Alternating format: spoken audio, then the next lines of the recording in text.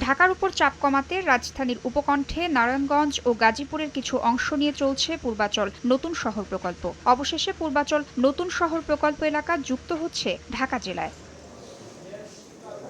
বুধবার দুপুরে সচিবালয়ে প্রধানমন্ত্রী তারেক রহমানের সভাপতিত্বে প্রশাসনিক পুনর্বিন্যাস সংক্রান্ত জাতীয় বাস্তবায়ন কমিটি নিকার ১২১তম সভায় এ সিদ্ধান্ত হয়।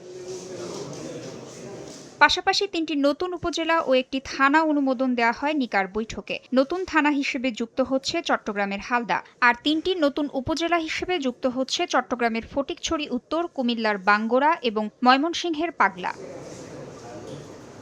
এদিকে যানজট নিরসনে করণীয় নিয়ে ঢাকা দক্ষিণ সিটির প্রশাসক সহ সংশ্লিষ্টদের সঙ্গে বৈঠক করেন সরকার প্রধান। ঢাকা শহর ঘিরে ১১০ কিলোমিটারের যে নদীপথ রয়েছে তা চালু করা গেলে রাজধানীতে যানজট কমবে বলেও জানানো হয় বৈঠকে।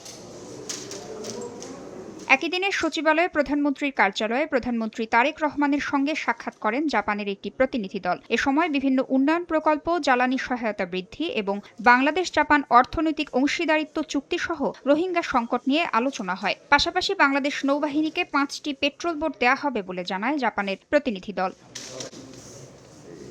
হযরত শাহজালাল আন্তর্জাতিক বিমানবন্দরে তৃতীয় টার্মিনাল নির্মাণ কাজ ডিসেম্বরের মধ্যে শেষ করা হবে বলে আশা প্রকাশ করেন প্রধানমন্ত্রী তারেক রহমান।